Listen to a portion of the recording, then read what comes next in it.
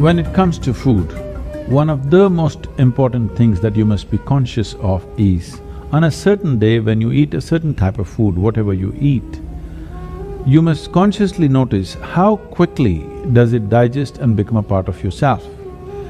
Any food that you eat, if it lasts over 3 hours, that means you've eaten bad food and that is something to be either avoided or reduced in quantity. If food moves out of your stomach bag within 3 hours, this means you're eating something that your system can handle efficiently. It may not be the best food, but your system is able to handle it. And between one meal and the next meal, if you create a clear gap of 5 to 6 hours, and in between if there is no other ingestion, you will see the cleansing process in the system on the cellular level, cleansing will happen. This cleansing on the cellular level is most important and significant for a healthful life. So between meals there must be at least 5 to 6 hours of space. If you're over 30 years of age, 2 meals a day, 2 good meals a day will suffice. One in the morning and one in the evening. After the evening meal, before you go to bed, there must be a minimum of 3 hours, and if there is a certain amount of physical activity, not necessarily very heavy or strenuous activity, just simple walking or maybe a dance or something like this, create something for yourself where about at least 20 to 30 minutes there is some physical activity after the evening meal. If you do this, largely your system will be healthy.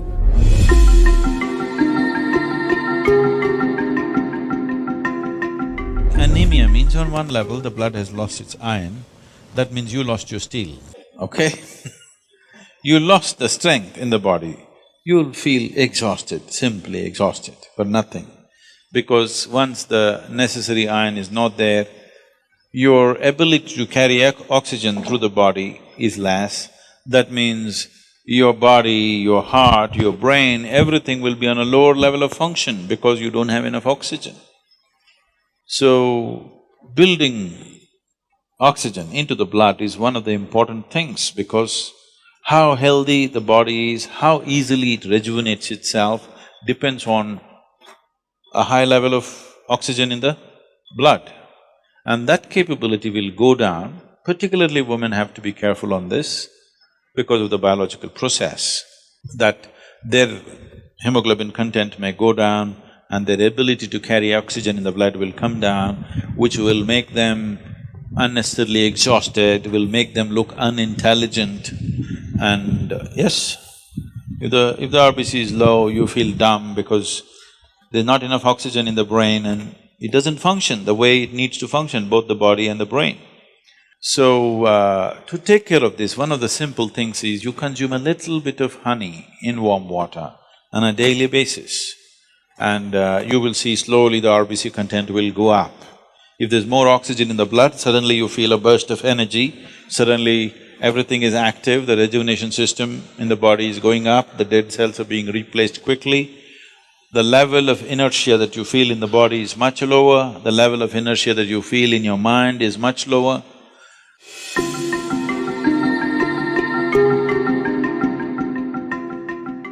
So, honey, it has different types of impacts on the system. If it consumed raw, it has one kind of impact. If it is consumed in cold water, it has another kind of impact. If it is consumed in warm water, it's a different kind of impact. We want to consume it in warm water here because we want the system to open up. If you put it into boiling water, some part of honey will turn poisonous. So you should never put it into boiling water, or you should not cook the honey. I know in Western societies, people are making honey cakes and stuff, they're cooking it. If it crosses a certain temperature, then honey will turn poisonous. So it must be put into… like it's in a temperature that is drinkable. Into that you put. If it's boiling hot, you don't put.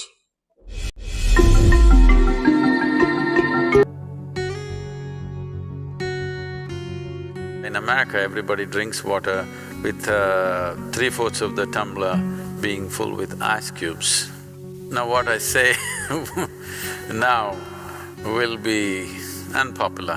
When in the yogic culture, if you are a yogi, if you're on the path of the inner transformation, you want to transform your system to another dimension of possibility, then you drink water only which is within 4 degrees variation upwardly and downward. That is, your normal body temperature is somewhere around 36 degrees centigrade. So you can drink up to 40 degrees or 32 degrees. This is the best way to consume. If you're a student, that is, you want to absorb knowledge, you're not looking for transformation, you're only interested in absorbing knowledge, then you must drink within 8 degrees variation. That is, you can drink up to 44 degrees and 28 degrees. If you are a householder who is not interested in any transformation or learning, you just want to manage your wife and children and husband, that's all your thing is, then you can drink up to 12 degrees variation from both sides. Beyond that is not considered conducive for anybody. So that's an unpopular thing to say, but it's important that whatever you consume is somewhere in the range of the body temperature, not too far away from that, because it will disturb the way the water within the system behaves by consuming water or any substance which is very, very far away from the body temperature. I know the ice cream loving people and will scream at me now. I'm just telling you the ideal conditions. How many of you want to live in the ideal range? Or being conscious of it wherever possible, staying there is a good thing to do. See, sleep is not a requirement in one's life. What the body requires is rest. Sleep is just one form of rest. A lot of people are beginning to think, in Tamil Nadu if somebody says, rest panikaranga, means they're sleeping. Need not be, you can sit and rest, isn't it? Yes? You can stand and also rest. You're running, if you stand, doesn't it feel like rest? You're standing, if you sit down, doesn't it feel like rest? There are many ways of resting. The most important thing is, rest means you're changing the energy equation, where consumption is lowered, production is going on at the same pace. So after a period of time, you feel rejuvenated because consumption has been lowered. Essentially, you are managing the energy equation. If you're in activity, the consumption is more. Whatever you're producing, it's not enough. After some time, you feel exhausted because the consumption has been heavy. If you lower the consumption and increase the production, after some time you feel energized. The ideal way to live is, there is no sleep in my life. But that's not possible right now, still body has some inertia. So it sleeps minimum. Rest of the time, it is at ease. If you keep this at ease, then sleep does not occur to the body unless it comes to a certain point of exhaustion. So body is never ever asking for sleep, but it is definitely asking for rest.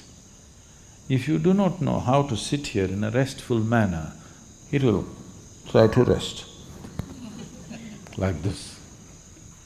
If you can sit here totally at ease, it'll sit here for hours without falling asleep. Otherwise, this is the only way it knows how to rest. If you sit here now, one simple thing you can do is you sit down, you come and sit down here, just move your attention from the top of your head down to your toes and see if everything is loose and easy and relaxed and at ease. Are you sitting like this? Just sit, just bring this to ease as much as you can. Not everything is in your conscious level. As much as you can consciously, bring it to ease. You will see suddenly, if you are the kind who will fall asleep at 10 o'clock, if you simply 1 hour you sit here at ease, you will see your sleep will get postponed by half an hour. You won't feel sleepy at 10. Naturally you're awake.